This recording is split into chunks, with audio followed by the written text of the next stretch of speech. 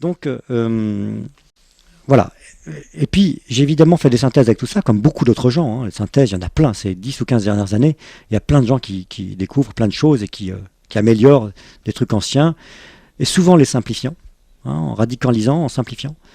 Et donc voilà, j'ai reçu un truc qui s'appelle la DI. Je fais plus de rituels kinésio, de MDR, je fais plus de baromètre du comportement, je teste pas. C'est une relation directe qui n'est pas vraiment analytique, qui est une sorte de décodage biologique extrêmement rapide, mais on a fait une séance ensemble, n'est-ce pas? Et on peut, lorsque les symptômes sont d'origine psychosomatique, vraiment, même lorsqu'il y a un symptôme douloureux, si évidemment il n'y a pas de lésion grave, il disparaît assez rapidement, n'est-ce pas? Oui, je confirme. Et, et, et s'il s'agit d'une pathologie plus installée, qui a touché le corps, c'est-à-dire qui s'est installée dans la matière, n'oublions pas que nous sommes des êtres psychiques. Donc le corps dense, les cellules, les tissus sont des résultats dans des vibrations extrêmement lourdes, dans le trou noir de matière que nous sommes, de ce que nous sommes dans notre psyché. Alors, on peut, même lorsqu'il y a des souffrances lourdes, chroniques, profondes, aller chercher le sens de tout ça. Qu'est-ce que je me suis fait? Qu'est-ce que je me suis fait? Comment et pourquoi? Alors évidemment, il y a des gens qui sont pas du tout là, qui vont dire mais c'est parce que j'ai mangé telle chose. D'autres gens qui vont dire mais c'est j'en ai eu ces dernières semaines. Ah ben c'est comme ma mère, c'est héréditaire. Alors il y a aussi une pathologie lourde dans les sciences. Tout n'est pas parfait. La technologie des sciences médicales est extraordinaire, la chirurgie c'est extraordinaire, les médicaments c'est extraordinaire. Bon, évidemment, on est en France dans un pathos très lourd. C'est qu'on est, je crois, l'un des seuls pays qui n'a pas compris, qui est à la solde des lobbies et qui n'a pas compris que tout ça c'est extraordinaire, mais que c'est fait pour ne pas s'en servir. J'ai vu une émission, heureusement ça passe sur la 7 à des heures d'écoute, je crois que c'était à 18h, c'était il y a 2 ou 3 semaines, où des professeurs en Scandinavie disaient mais nous on n'a pas de problème avec des germes qui mutent parce qu'on ne donne pas d'antibiotiques chez nous, donc aucun germe n'a muté. On n'en donne pas. Voilà, on n'en donne que lorsqu'on est à l'article de la mort, un rhume, une bronchite, une grippe, les gens se débrouillent, le corps se débrouille. Voilà, et les gens se soignent. Donc nous on est dans une autre, je crois que nos gouvernants sont dans un système où comme le disait une de ces députées européennes dont le nom m'échappe, ce sont les lobbies qui viennent avec des gros livres de loi de plusieurs pages, un jargon juridique que les députés ne comprennent pas, ils font signer ça et puis voilà. Donc le but c'est de consommer au maximum comme si c'était des bonbons. C'est un autre mode de fonctionnement. C'est un autre mode de fonctionnement. Je ne crois pas qu'on soit en meilleure santé que les autres pays européens. Par contre, on a des pathologies iatrogènes, c'est des pathologies. Alors c'est pas moi qui dis ça, hein, je veux dire, c'est l'OMS, c'est l'Agence française du médicament, c'est la CAF. Enfin, moi je ne fais que répéter là. Hein. Il y a des pathologies, particulièrement en France, iatrogènes, c'est-à-dire dues au fait d'avoir mangé énormément de médicaments. J'invite d'ailleurs les auditeurs à lire le dernier Censé Avenir, qui raconte que il y a quand même des expériences qui se déroulent depuis plusieurs années. Alors là, c'est pareil, c'est Science et Avenir quand même. Hein, et qui montrent qu'on a 16 à 32 000, c'est les chiffres officiels, 16 à 32 000 cas d'Alzheimer en France, en plus d'une norme internationale, parce qu'on mange trop de benzodiazépines en excès, et les gens qui en ont pris pendant des années et des années. Bon. Alors, évidemment, ces médicaments, c'est très très bien, c'est extraordinaire. Lorsqu'on est dans un cas de crise aiguë, lorsqu'on va vraiment très très mal. Mais le but, c'est quand même d'accompagner. Quelqu'un qui fait un symptôme, c'est quelqu'un qui se dit quelque chose à lui-même. Et donc, pour moi, l'accompagnement à deux, avec quelqu'un, c'est quand même un plus qui est indispensable. C'est un plus qui est indispensable et qui n'existe pas chez nous. Partout ailleurs dans le monde, sauf chez nous. C'est-à-dire que quelqu'un vous reçoit 10 minutes, un quart d'heure, juste pour vous donner un médicament, et puis vous repartez comme ça.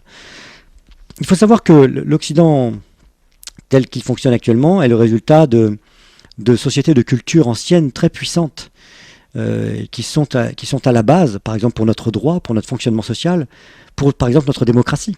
La démocratie, c'est inventé par les Grecs. Hein, on a mis à bas les tyrans grecs, et la démocratie... c'est le pouvoir public géré par le peuple. Alors évidemment, ça se passait pas comme ça vraiment, hein. Tout le monde ne votait pas. Bien. Mais il faut savoir que, par exemple, dans la Grèce antique, au temple d'Asclépios, près d'Épidore, lorsque quelqu'un s'était fait du mal, on le soignait, il recevait des massages, il absorbait des plantes, mais on l'invitait à aller voir la Sibylle, et on l'invitait à rester là au sein de l'hôpital, à s'extraire de sa vie familiale, de son contexte, et de recevoir des messages pour comprendre qu'est-ce qui s'était fait à lui-même. On est dans un truc paranoïaque dans la médecine occidentale, où on veut faire croire aux populations que une bactérie, un virus sont responsables de nous attaquer. C'est un délire complètement paranoïaque. Complètement paranoïaque. C'est pas comme ça que ça fonctionne. Ils ne nous attaquent pas du tout. Je vais donner un exemple vraiment très basique pour que tout le monde comprenne. Dans mon jardin, il y a sur ma pelouse du soleil, et si un spore de champignon se pose, il fait trop sec pour qu'il puisse se développer. Donc il va attendre un peu plus de sec, du vent, et il va s'envoler pour trouver un terrain plus propice. Il n'est donc responsable que de sa survie, de son instinct de vie. S'il a de la chance, le vent va amener ce spore dans mon soupirail de ma maison. Là, dans ma cave à vin, c'est de la terre battue, il y a de l'humidité, il y a déjà du salpêtre sur les murs, un petit peu.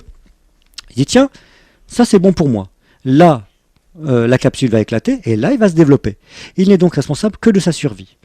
Pour qu'une bactérie, un virus, un germe puisse entrer en moi, il convient donc que moi, en tant que masse corporelle, que mes tissus, mes cellules, en tout cas une partie, celle qui va être malade, vibre en deçà d'une homéostasie normale pour que ça corresponde à l'espace vibratoire, à la fréquence de tel ou tel être. Ce sont des êtres, hein, les bactéries, les virus, ce sont des êtres qu'il convient de respecter. Hein. Ils font partie de notre univers. Simplement, ils ne rentrent pas en nous. Ils ne rentrent que lorsque quelque chose en nous s'est déséquilibré. Et là, c'est déjà une vision du monde beaucoup moins paranoïaque. C'est déjà plus en osmose avec je dirais, un espace de conscience où j'évoque là une relation entre deux êtres. C'est-à-dire, je me mets en faiblesse, cet être-là qui est responsable de son instinct de vie va venir là parce que je vais lui créer un espace par ma faiblesse, parce que j'ai mangé de travers, parce que je vais pas bien, parce que voilà. Je vais à ce moment-là lui permettre de venir se développer au sein de mes tissus.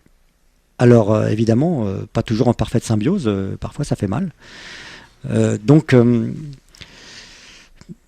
moi ce que je propose c'est que je milite pour ça, pour que on prenne conscience que on ne peut pas juste éradiquer un symptôme avec un médicament. On peut le faire si on veut pour aller mieux, hein, rapidement. Donc c'est bien que ça existe. Mais c'est bien aussi d'aller voir qu'est-ce que je me dis à moi-même. C'est intéressant la structure langagière, parce que dans la structure langagière, il y a plein de choses qui sont exprimées. Et ce ne sont pas les gens de l'Académie française qui créent le langage, ce sont les gens dans les rues. Et ce sont souvent les analphabètes, le petit peuple. Par exemple, dans la zone, les gens qui sont issus d'immigration ont créé cette expression « j'ai les boules », « j'ai les glandes ». C'est intéressant.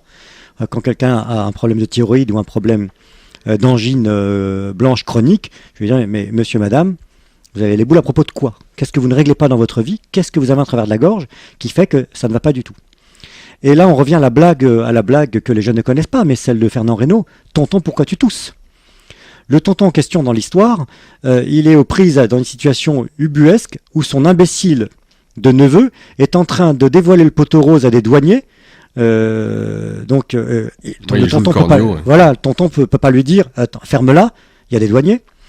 Et par ailleurs, il est en train, alors, et il apprend en plus que effectivement c'était pas de la coke ou de l'héroïne qu'il y avait dans les sacs de farine, c'est bien de la farine ou du sucre, je me souviens plus. Donc il tousse doublement pour deux raisons.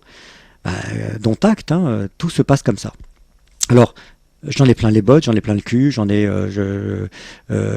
alors j'ai mal aux yeux. Ah, c'est venu quand? Alors qu'est-ce que vous voulez pas voir, hein? Alors j'ai une sinusite. Alors qu'est-ce que vous avez fait? Qui vous avez dans le nez?